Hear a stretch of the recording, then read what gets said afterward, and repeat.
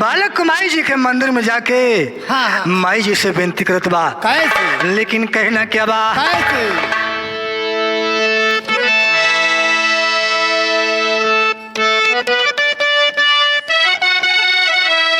बाबा अरे कौन बनवा बोले कोई लारिया, अरे कौन बनवा मोर बोले हो मैया मोर कौने बनवा बोले सारे सवा हो भवानी मैया रथ साजा हो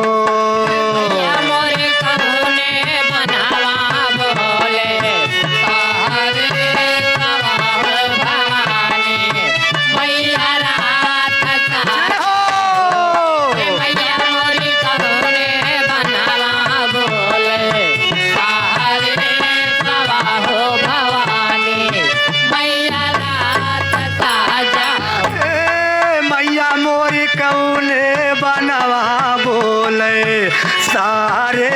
सवा हो भवानी मैया रथ साजा हो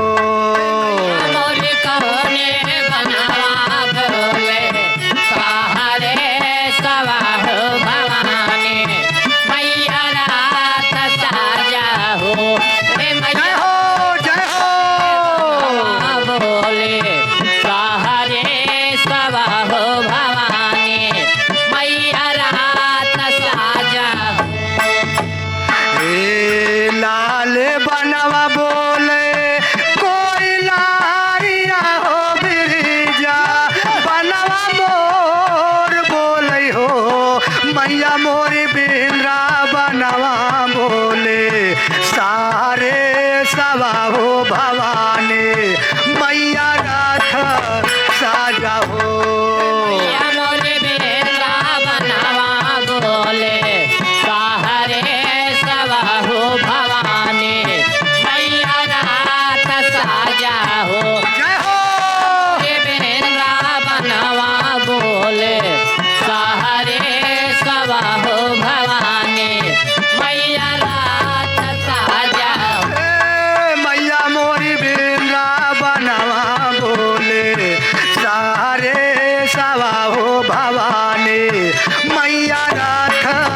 साजा हो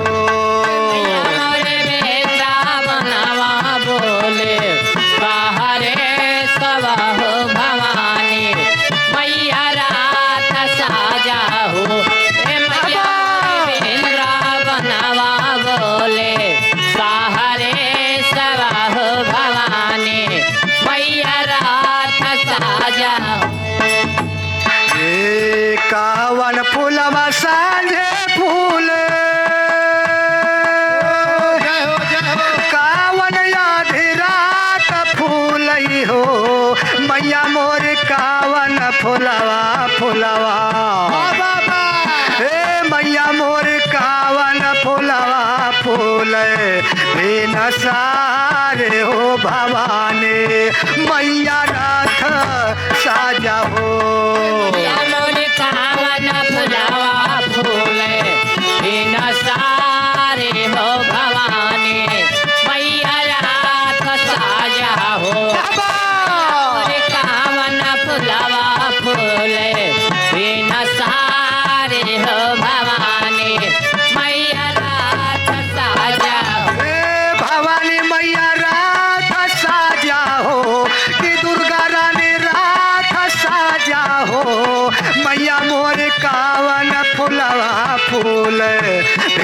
सारे हो भवानी मैया रात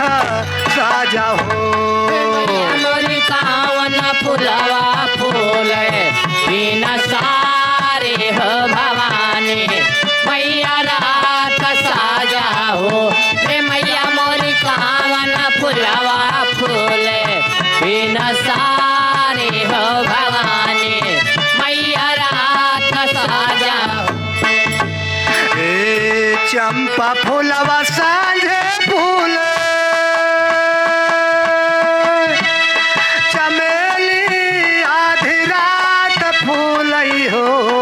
मैया मोरी अड़हुल फूलवा फूलवा ए मैया मोरी अड़हुल फूलवा फूल बिन सारे हो भवानी मैया रात साजा हो मोरी अढ़ौल पूजवा फूले बिन सारे हो भवानी मैया रात साजा हो ए मैया मोरी अढ़ौल फुलवा फूले बिन सारे हो भवानी